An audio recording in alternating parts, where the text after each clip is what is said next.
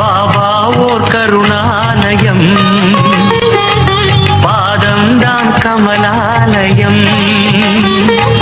பாபா ஓர் கருணாலயம், பாதம்தான் கமலாலயம். சாய் அப்பா உறவுகள் அனைவருக்கும் வணக்கம். சாய் அப்பா மேல நம்பிக்கை வைத்து அவரை நினைத்து கொண்டு இருக்கும் உங்கள் அனைவரின் வேண்டுதலையும் சாய் அப்பா நிறைவேற்றுவார். நல்லதையே நினைப்போம், நல்லதே நடக்கும் என்றும் சாய் அப்பாவின் அருள் உங்களுக்கு இருக்கும். நம் மனதிற்கு இதமான சாய் அப்பாவின் இன்றைய அருள்மொழியை கேட்போமா? அன்பு குழந்தையே, மிகப்பெரிய ராஜயோகம் உன்னை தேடி வரப்போகிறது. இத்தனை நாட்களாக நீ பட்ட கஷ்டங்கள் மறைய போகிறது. வாழ்க்கை என்பதே பல ரகசியங்கள் அடங்கியது. யாருக்கு எப்போது எது கிடைக்கும் என்பது யாருக்குமே தெரியாது. அடுத்த நொடி என்ன நடக்கும் என்று யாருக்கும் தெரியாது. எல்லோருக்கும் எல்லாமும் அதற்கு உண்டான வயதில் கிடைப்பது அரிது. ஒருவருக்கு அவர் விரும்பிய வேலை வாய்ப்பு தானாகவே தேடி வருகிறது. இன்னொருவருக்கோ எல்லா திறமைகள் இருந்தும் சரியான வேலையோ அல்லது தொழிலோ அமைவது இல்லை. 22 வயதில் தனது வியாபாரம் தொழிலில் கோடீஸ்வரரான ஒருவர் 45 வயதில் எல்லாம் இழந்து ஏழ்மை ஆகிறார்.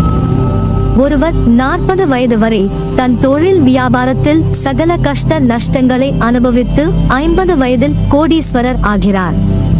அதை போலவே தான் இன்று உன் நிலைமையை பார்த்து சிரிப்பவர்களுக்கு நாளை நீ கோபுரத்தில் இருக்க போது தெரிய போவதில்லை.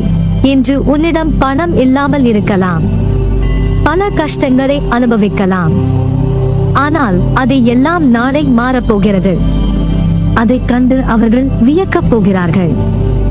என்ன நடந்தாலும் சரி, நீ எவ்வளவு பெரிய கோடீஸ்வரன் ஆனாலும் சரி, இதை மட்டும் மறந்து விடாதே. மனதில் வைத்துக்கொள், உனக்கு ஒன்று கிடைத்துவிட்டால் அது கிடைக்காமல் போராடும் மற்றவரை ஏளனம் செய்யாதீர்கள். உன்னை மற்றவரோடு ஒப்பிட்டு உன்னிடம் இல்லாததை நினைத்து புலம்பாதே. எதிர்காலத்தில் நடக்கவிருப்பதை எல்லாம் கட்டுப்படுத்த நினைப்பது இயலாது. இங்கே இப்போது இந்த நொடியில் என்ன செய்து கொண்டு இருக்கிறாயோ அதை முழுமையாக விழிப்புணர்வுடன் செய். அடுத்த நொடி நிச்சயம் அழகாய் மலரும். தேவைகளை நிச்சயம் பூர்த்தி செய்து கொள்ள முடியும். உன் நியாயமான ஆசைகளும் எண்ணங்களும் கண்டிப்பாக நிறைவேறும். ஆனால் பேராசை என்பது நஷ்டத்தில் கொண்டு போய்விடும். உன்னிடம் செல்வம் சேர்ந்ததும் நல்ல காரியங்களுக்காக அதை பயன்படுத்தி நீயும் வளமாக வாழ். அதை விடுத்து மற்றவர்களை அழிப்பதற்கோ அல்லது தீய எண்ணங்களுக்கோ நீ செவி சாய்த்தால் அது உன்னையே அழித்துவிடும். அதனால் பணம் நிறைய வந்ததும் நீயும் சந்தோஷமாக இரு, மற்றவர்களையும் சந்தோஷமாக வைத்துக்கொள். தவறு செய்ய நினைப்பதற்கு முன்பாக நீ எந்த நிலைமையில் இருந்து இந்த நிலைமைக்கு வந்திருக்கிறாய் என்பதை மனதில் கொள். இதுதான் வாழ்க்கை. இதை புரிந்து கொண்டவர்கள் மட்டுமே மகிழ்ச்சியாக வாழ்கிறார்கள். எனவே கவலை கொள்ளாமல் நிதானத்தோடு நம்பிக்கையோடு உன் கடமைகளை செய். உன்னுடைய துன்பங்கள் எல்லாம் முடிவுறும். நீ எடுக்கும் எல்லா முயற்சிகளிலும் உனக்கு வெற்றி நிச்சயம். உன்னை வெற்றி பெற வைப்பது என் பொறுப்பு. நீ வேலை செய்யும் இடத்திலோ அல்லது உன் தொழிலில் கண்டிப்பாக நீ ஜெயிப்பாய்.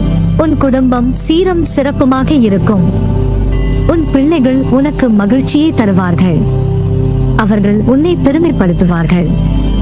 இத்தனை நாட்களாக உன் பேச்சை கேட்காமல் இருந்தவர்கள் இனிமேல் உன் பேச்சை கேட்டு நடப்பார்கள். உன் குடும்பத்தில் மகிழ்ச்சியும் ஆனந்தமும் என்றுமே நிலைத்திருக்கும். அதனால் இனி மேலும் அப்பா நான் ஏன் பிறந்தேன், எதற்கு என்னை படைத்தீர்கள் என்ற புலம்பல்கள் உன் வாயிலிருந்து வரக்கூடாது, சரியா? இப்படி புலம்புவதால் உன் புலம்பல் உனக்கான தீர்வாய் அமைந்துவிடும் என்று நினைக்கிறாயா?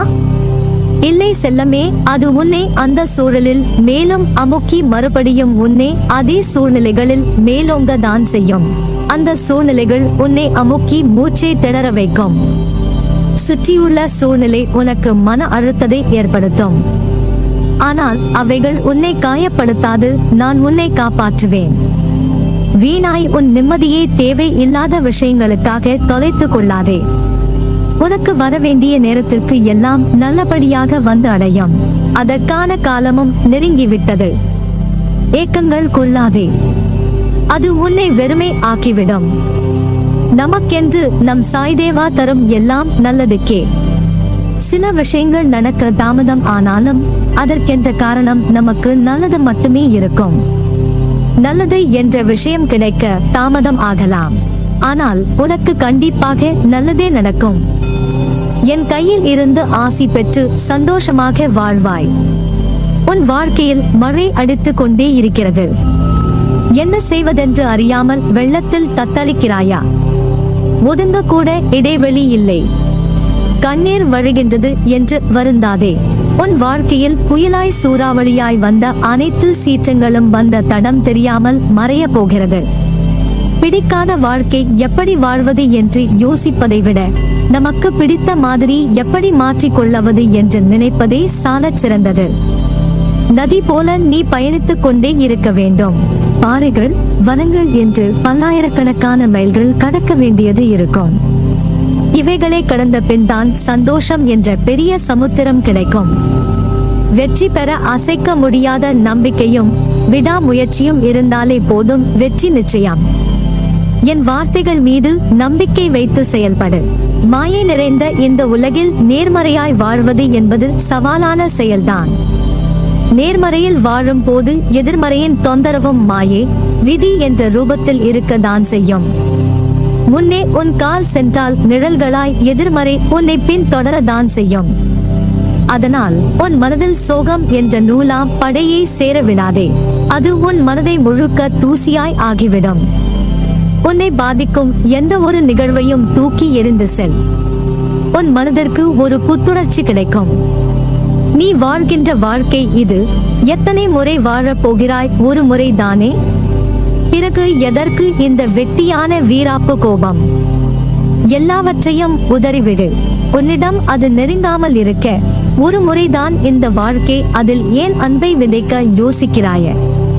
நீ சிறிதாக அன்பு விதையை விதைத்தால் நீ நினைத்து பார்க்காத பூங்காவனமாய் மாறும். இந்த ஒரு முறை வாழ்க்கையில் அன்பை கொட்டிவிட்டு செல்வோமே என்று நினைத்து பாருங்கள். எல்லாம் அழகாக மாறும் தருணத்தை நீ உணர்வாய். நினைத்து பார்த்தாலே இது ஆனந்தமான நிறைவு பெற்ற வாழ்க்கை என்றால் நீ அதை செயல்படுத்தி நடந்தால் உன் வாழ்க்கை நிச்சயம் சொர்க்கமான நேரம்தான். நீ உனது பிள்ளைகள் பற்றியோ குடும்பத்தை வழி நடத்துவது பற்றியோ கவலைப்படாதே. தெளிந்த மனதோடு இரு. ஏன் குழம்புகிறாய்? ஏன் தடுமாறுகிறாய்? எதிர்காலத்தை பற்றி பயம்? நிலைமை என்ன ஆகுமோ என்ற கவலை? நான் இருக்கும் போது எதற்காக வீண் கவலை? அனைத்தையும் சீர்திருத்துவேன். நான் உனது இல்லத்திற்கு வந்து குடிபுகுந்து கம்பீரமாக அமர்ந்திருக்கிறேன். கர்வம் உள்ளவர் எவரையும் என் அருகில் சேர்க்க மாட்டேன். அடிக்கடி நான் சொல்லுவது ஒன்றுதான், விரைவில் உயர்ந்த நிலைக்கு வரப்போகிறாய். என்னை சரணாகதி அடைந்தால் உன்னை பாதுகாப்பேன். அதனால் நீ எதற்கும் கலங்காதே. உன்னில் நிச்சயம் வெற்றி என்ற தீபத்தை ஏற்றுவேன். நீ ஜெயமாக நல்ல ஆரோக்கியத்துடன் எல்லா செல்வ வளங்களை பெற்று சீரும் சிறப்புமாய் நல்ல பெயருடன் நிம்மதியான மகிழ்ச்சியான வாழ்க்கையை பெறுவாய். நீ என் பரிபூரண அருளும் ஆசிர்வாதமும் அன்பும் பெற்ற என் பிள்ளை.